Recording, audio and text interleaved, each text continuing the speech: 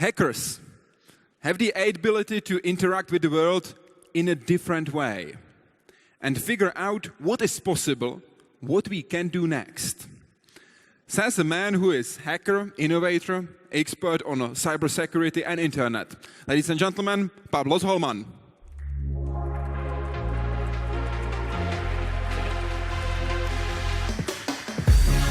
Hey. Thank you for coming. Thank you.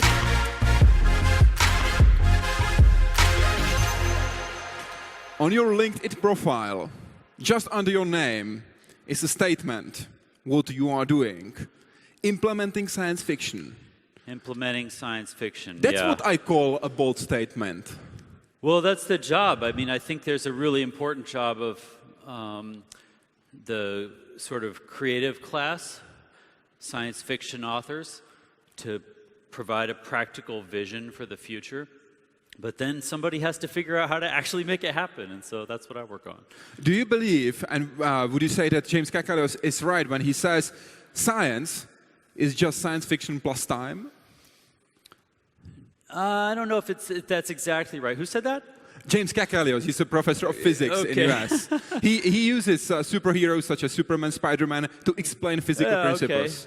That's probably a good rubric. I think, a lot of the times, it's easy to mix up the things that require miracles from the things that we know are actually possible.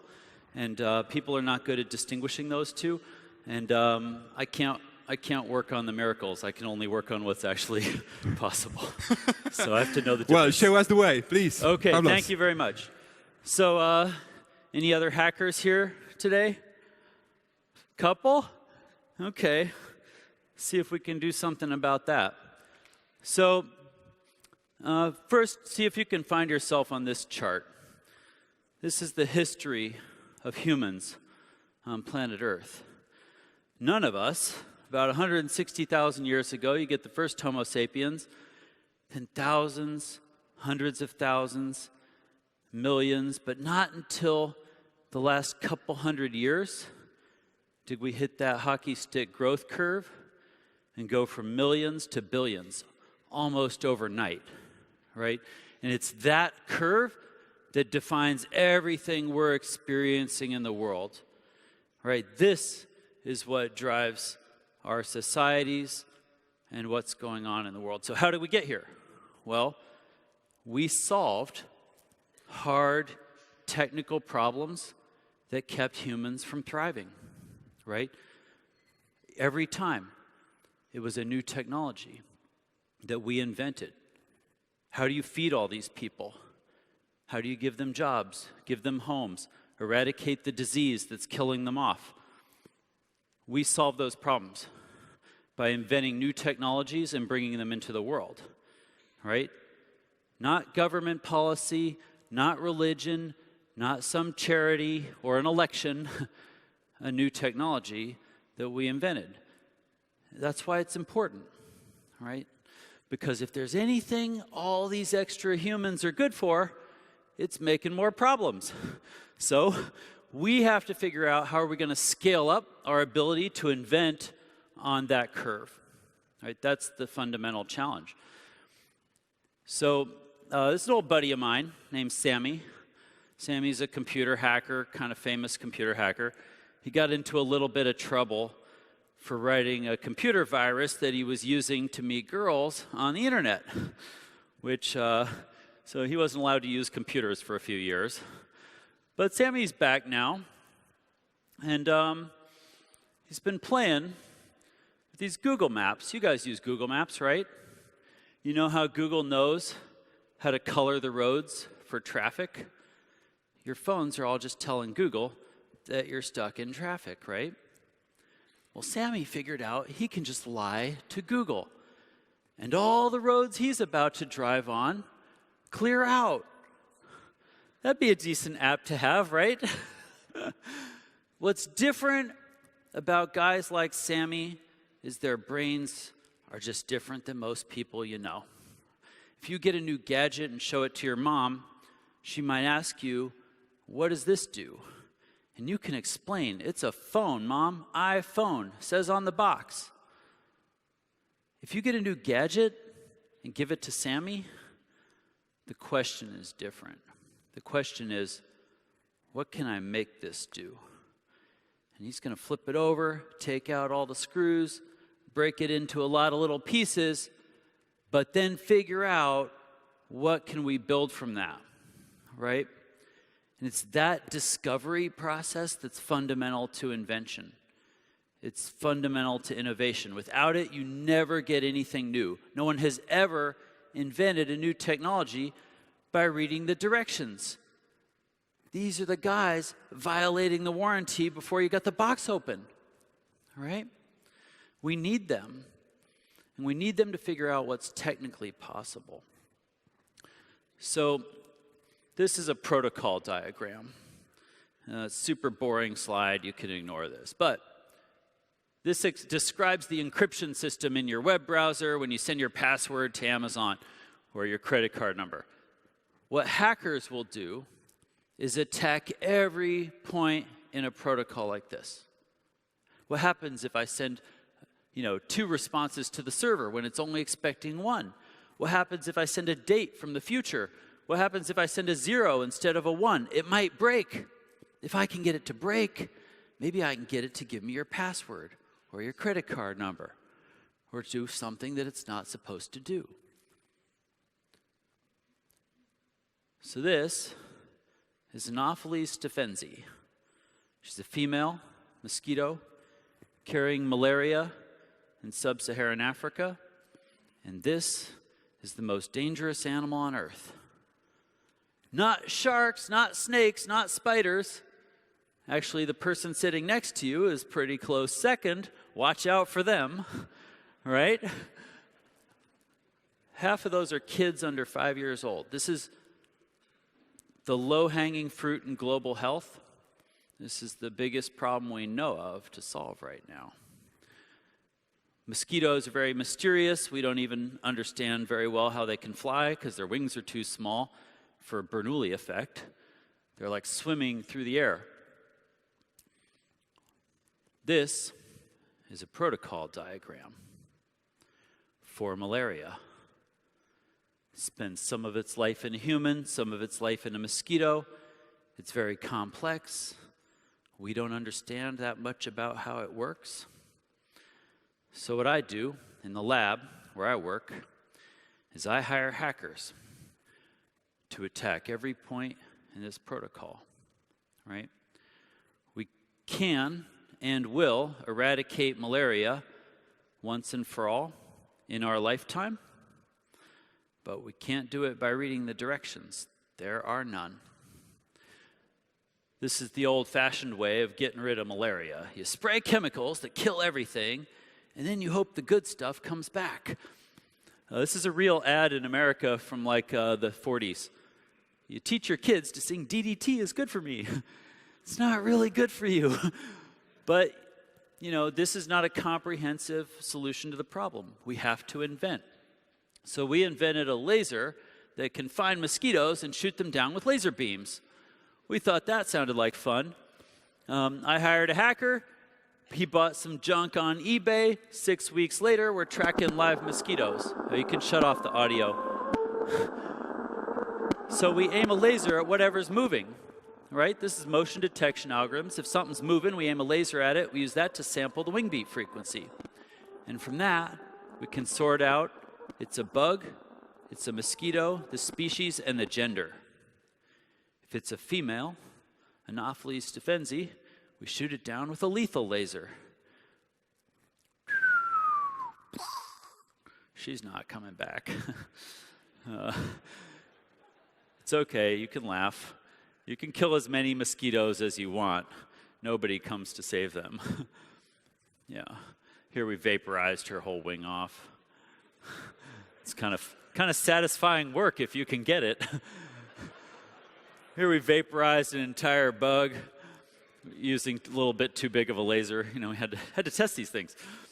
So, can we back up? Back up. This thing's skipping. So that's basically, my childhood. I grew up in the cold, in the dark, in the basement, in Alaska with that thing. And I didn't have anything else to do, So I learned a lot about computers. This is like the first home computer. And it's not very useful. The spreadsheet hadn't been invented yet, wasn't very reliable. All I could do is like crash it and reboot it. But I learned a lot about what all those little ones and zeros were doing. And my whole life, from that point on, I was imagining, someday I'll have a faster computer and I'll have more memory and it'll be useful. And I was trying to convince everyone this was true and nobody believed me. I had that thing and I had a skateboard. And people were very conflicted about which was a bigger waste of time, right? But I was right. It got faster and it got more memory. I was fantasizing about getting my hands on one of these, the Cray XMP. This is a giant supercomputer, 400 megaflops. Just imagine what you could do with that much computation. But now, every one of you is hauling around 115 gigaflops in your pocket.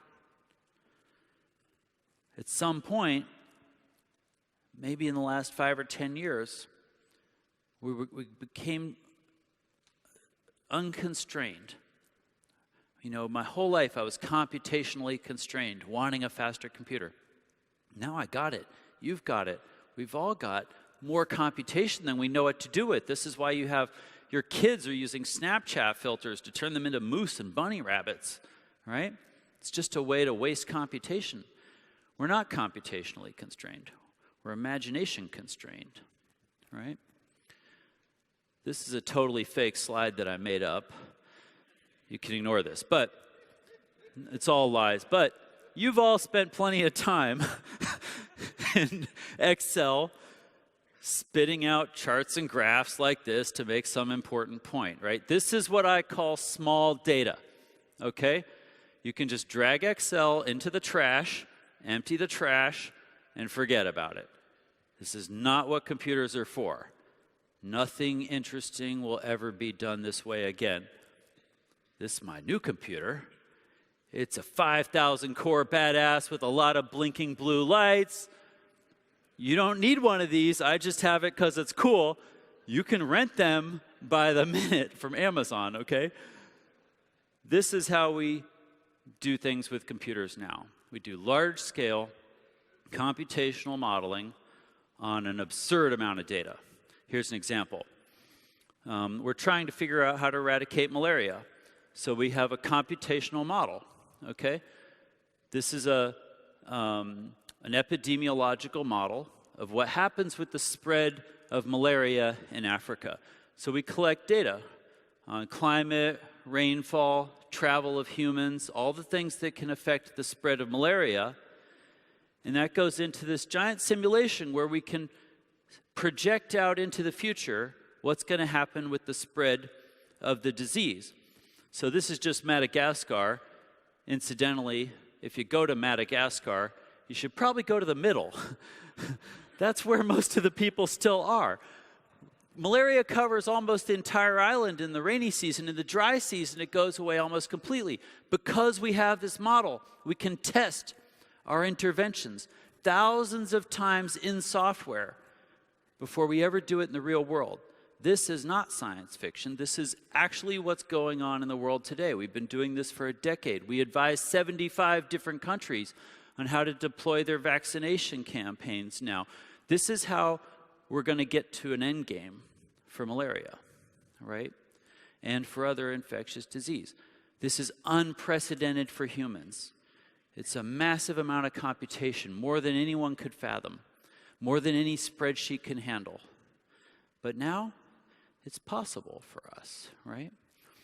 You should not be confused or scared, terrified by all the complex sounding words we use. When we say big data, when we say computational modeling, when we say artificial intelligence, when we say machine learning, when we say neural networks, we're just trying to act really smart. You guys can actually understand this stuff. Has anybody here ever used Photoshop? You know how, like, okay, you remember this screen? Progress, which probably should be called, like, go have some coffee. No one's seen this in years. But let me explain. An image in Photoshop or Instagram is a computational model, okay? It's a data structure. The data is what color is every pixel, all right? In my epidemiological model, I don't care what color every pixel of Africa is. I care how much did it rain on that pixel. What was the temperature on that pixel, right? It's just different data, same exact thing as a photo.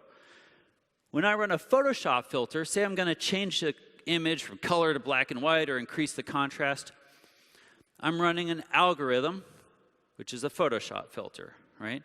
The algorithm is going to figure out, okay, you change the color of this pixel, now I got to compute what effect does that have on the 8 pixels around it. Well, now I got to compute what happens to the 8 pixels around each of them, and I have this giant cascading exponential amount of computation. That's why you need a lot of computational ability, right? I got to do that for every image, for every frame. A self-driving car has to do that 1,000 times a second for every image coming in from a camera, right? It's a lot of computation, but we can do that now. But the key thing to understand is the algorithm could be arbitrarily complicated. That's what neural nets just make super complicated algorithms by taking one, trying to make it a little more complicated and seeing if it gets a better solution, right? So all we're saying is that in this context with machine learning, what we're doing is just like a spreadsheet, right? We've got a formula, but the formula is so big and complicated that no human can understand it. And we've got data. We've got 7 billion rows, one for every human on Earth. We've got a column for every cigarette you ever smoked, every time you went to the doctor, every cheeseburger you ever ate, right? That's so much data, no human could ever parse it all, right? That's all we're talking about. You can understand these things. This is as far as we've gotten, right? When we talk about artificial intelligence, we're acting like it's a vast and amazing thing. All we've got is machine learning. All we can do is this over and over again, faster and faster, okay? Don't be scared. So I do all this work at what's called the Intellectual Ventures Lab. We just bought one of every tool in the world, hired one of every kind of scientist, and then started trying to go after the biggest problems that we could find, right? That's kind of a weird business, invention. When you're inventing on like a 10-year horizon, the way I do, you're going to be wrong almost all the time. Venture capitalists will take $100 million, put it in a dozen startups, and hope one of them pays for all the failures. I take $100 million, I put it in 1,000 inventions, and I hope one of them pays for all the failures. So I'm wrong all the time. Yeah. But at this scale, it works, right? We do it at a large enough scale that we get those hits. Here's some examples. This stuff's interesting. A soup can full of uranium has enough energy to power probably the entire planet for about an hour. Okay? It's a massive amount of energy. But, you know, nuclear reactors are inefficient. Today's reactors only get 0.7% of that energy out, right? We invented a new type of reactor that can get the rest of that energy out. I'm going to show you some more about that in a minute. We also invented a machine that can suppress hurricanes. It's the simplest invention we ever came up with. It's a giant tube you stick in the ocean. It moves the hot water from the top to the cold water below, mixes it up, brings the surface temperature down, and it gets your Cat 5 hurricanes down to Cat 4 or Cat 3. We invented this. Here's the reactor I wanted to show you. It's fueled by nuclear waste. We take the waste left over in the stockpile from today's reactors. We put it in this machine. And what it does, it's like a nuclear waste recycling machine, but it enriches the fuel and burns the fuel right inside the reactor. My slides are totally out of order right now. So now I'm going to tell you about another invention which is, can someone, yeah. All right, I don't have slides anymore, but something went wrong. Can you guys okay, well, let's go back to reactors. So, stockpile, conventional reactor, 0.7% efficient. Here's what happens. You put depleted uranium in this reactor, the green stuff. There's a leading wave that enriches the fuel. The second wave burns the fuel. It burns from one end to the other over the course of decades, right? There's never a critical mass of fissionable material in there, so it can't melt down like today's reactors could, right? This is a stockpile in Kentucky in the US. 700,000 metric tons of depleted uranium just sitting on the surface of the earth. We're just saving that for our grandkids. We don't know what to do with it, but they'll figure it out. In our reactors, with this one stockpile, we can power the entire planet, including growth, for about the next 1,000 years. We don't even have to mine any more uranium. That gives us about 1,000 years to figure out how to make fusion work, right? We can do better with these things, but we have to try. Today's reactors were designed before we were born with pencils and slide rules. In our reactor, we model every neutron in the reactor core on that giant supercomputer I showed you, right? We know what's going to happen. We can engineer better reactors, but we have to try. We haven't been trying for our whole lifetime. So you guys sick and tired of hearing about these companies yet? I know I am. Think about this. How many taxi companies could have made an iPhone app, but didn't? Right? Uber is not a tech company. They haven't invented anything as far as I can tell. They made an iPhone app. It's great. I love it. I use it all the time. Probably, good business, but that's not what we're talking about when we're inventing new technology. This is the logical extension of what you get when you invent an internet, when you invent mobile phones, when you invent wireless data, those things, right? Good businesses, we probably need them, useful products. But what we want to do is understand what's going on that's actually valuable about these companies. When we say disruption, these are the poster children for disruption, right? And what's different about them is that they started out not trying to fix an industry, not trying to fix a business. In Silicon Valley, we don't do that. We will not fix your industry. We won't even try. We're just going to start from scratch with all the superpowers we got from our computers, and we're going to build a parallel industry that's better than yours.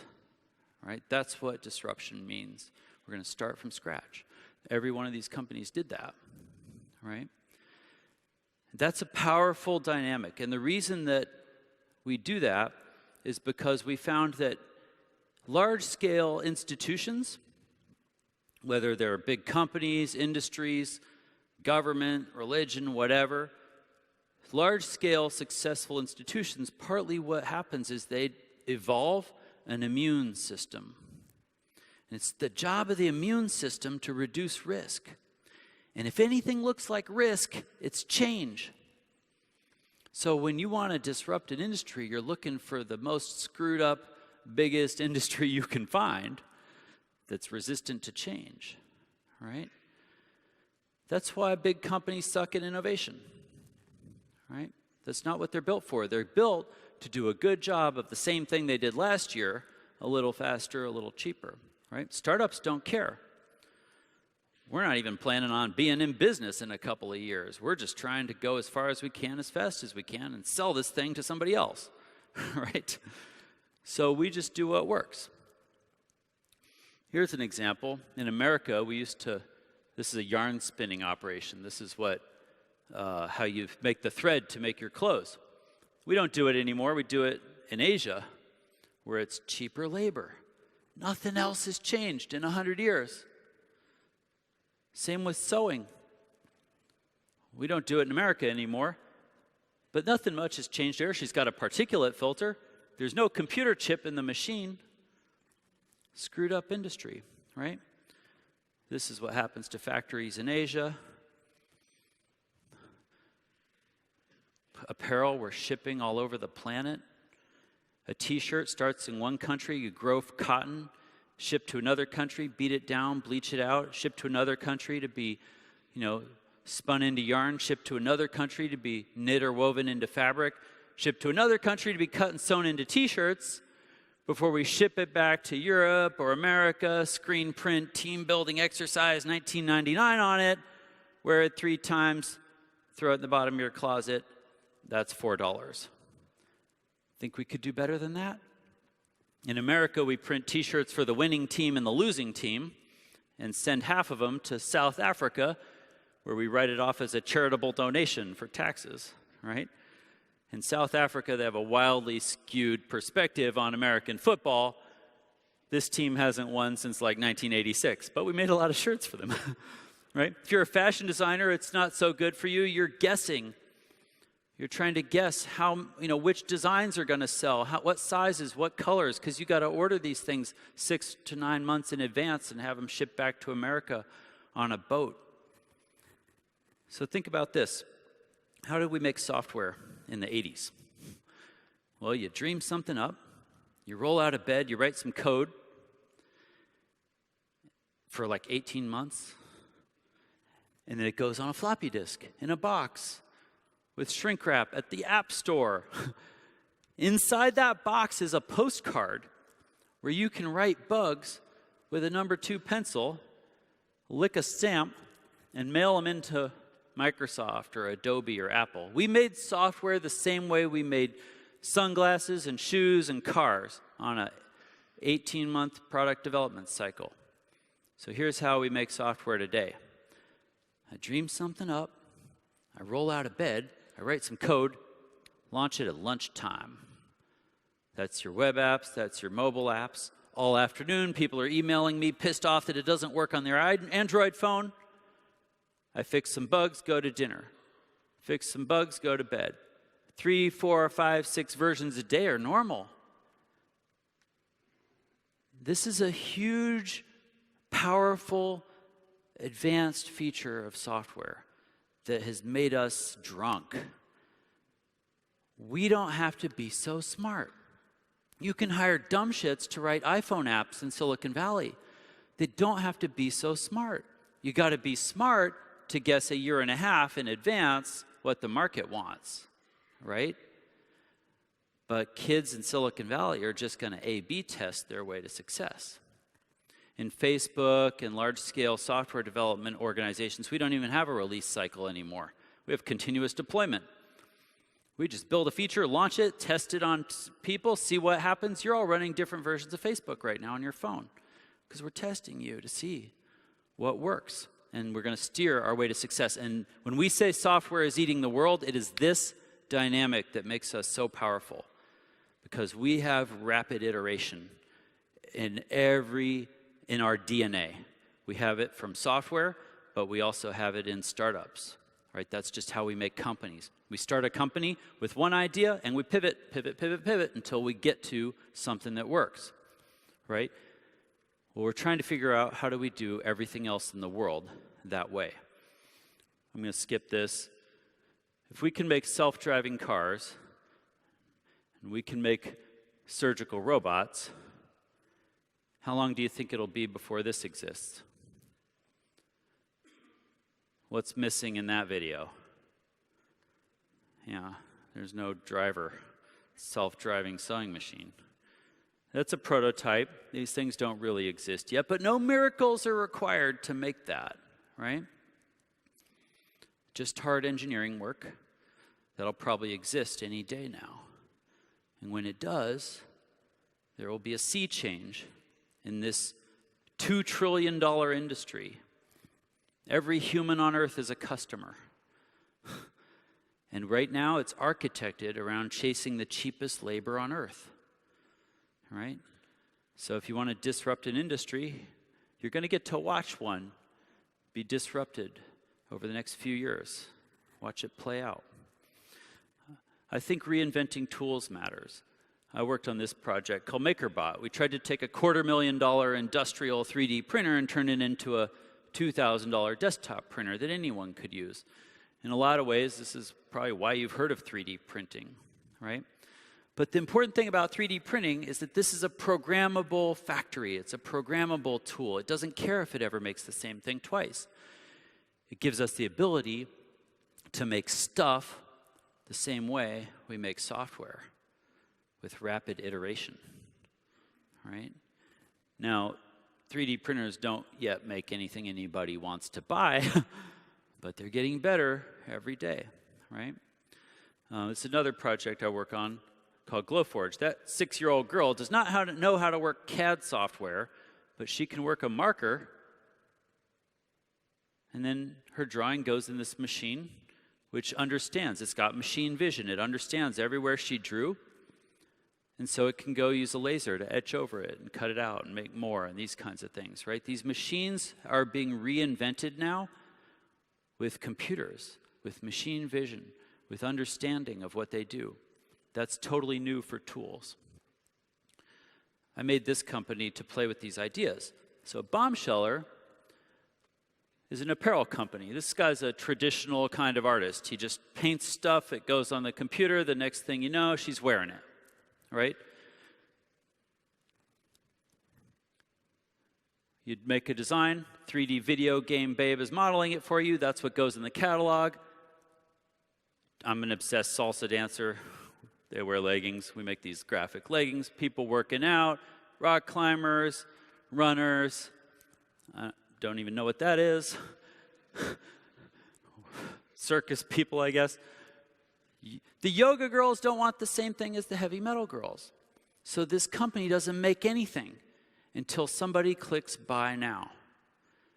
And then it's mostly automated. Machines print, if we do it right now, we're going to print her size with her design. They'll get cut and sewn and shipped out tomorrow. So there's no inventory. The big winners in the apparel industry, Zara, H&M, Forever 21, they won by getting their product cycle down from 9 months to 9 weeks. This company got it down from 9 weeks to 9 hours, right? We don't guess about anything. I don't have to guess what's going to sell because I don't make it till it's sold. I don't even have to show up anymore. I'm in Prague. That thing runs itself. Robots. So see if you can find yourself on this chart. This is mostly, we'll just make fun of Americans right now. If you're in the blue part or the red part, on your worst day, girlfriend left you, lost your job, iPhone battery is dead. Still in the top 14% globally. I think a lot of Americans are trying to live their life like, they got to get to the top. They're already at the top. I think it means the world sort of overinvested in us, in me, right? More money was spent on me, more education, more energy. And I think it means we need to do what we're uniquely good for, right? If you have an iPhone in your pocket, the cost of that thing is equivalent to the global median income. I'm not trying to make you feel bad. Like, I have piles of these things, mostly with the screws taken out. You should get an iPhone. You should drive a Tesla. You should do whatever it is that you can uniquely do to advance these technologies and figure out which ones are good. Figure out which ones are useful, but then understand, the job isn't done just because we've made a product for rich Americans or, today you get to pretend to be an American. The job is to then figure out how do you take the good technologies, the useful ones, and adapt them and scale them for 1 billion people, right? That's when it starts to matter. In Silicon Valley, we have this kind of religion called scratch and itch. And scratch and itch means, find some problem that you have, solve that, because probably your friends have it too. It's like budget market research. This is why a lot of kids in Silicon Valley are writing iPhone apps to have crap delivered to their dorm room. It's the only problem that they have. I don't think this is working anymore. We solved a lot of our problems. We just had, all the hard problems left. The easy ones are all solved. So I think at some point, that's practice, right? Figure out how to ship a product, support customers, make something useful, but then think of it as practice. And then go figure out, how do you take on a problem that 1 billion people have, that you don't have? It's harder, but we think it's more important. Here's an example. This woman is packing $25,000 worth of vaccines into a $2 styrofoam cooler. She's going to truck them out into rural Africa, start injecting kids. 250,000 kids a year die of something they were vaccinated against. Now, you and I don't have this problem. We have refrigerators and power for them. Our kids are vaccinated. That's not what's going on in some of these places. So we invented this thing. It's a kind of super thermos. You put vaccines in here. You stick it in the sunshine, in the Sahara. No external power. There's no way to plug this thing in. But you can come back a couple of months later, and your vaccines will still be cold. All right? This is real. We've been shipping this for 3 or 4 years now, and it's starting to have an effect on these vaccination campaigns. This is literally the deployment scenario. You take this R2-D2 looking thing, strap it to a camel, walk for a couple of days into rural Ethiopia where there's no roads, set up a clinic under a tree, which is like this thing, a doctor, and a tree. That's a clinic.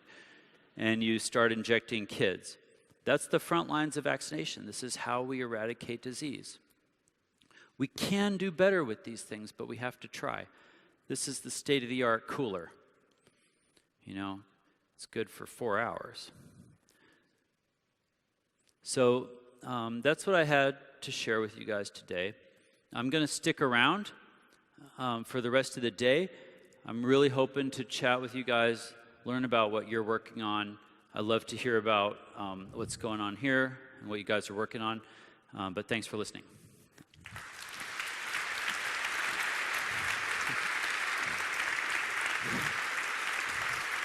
Thank you.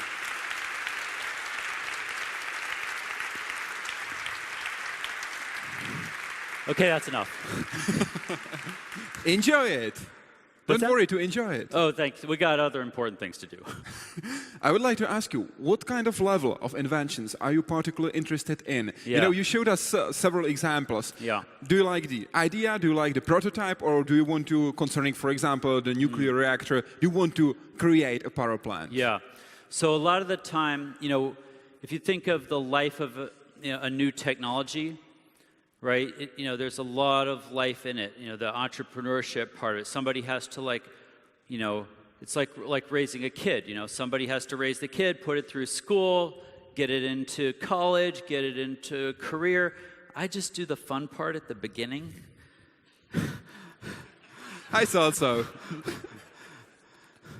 So we're inventing, and we're trying. And what we think is the invention part is really important. We've done a really good job of celebrating the entrepreneur. But everything I work on is 10 years before there's a startup, right? And we really need to figure out how to support inventors. I'm probably the only one here who has a business card that says Inventor on it. It should be a legitimate career choice. We think more people need to get supported to do that, but a lot of times inventors are left to work in the garage with crazy hair and a DeLorean, so we're trying to figure out how do we support inventors.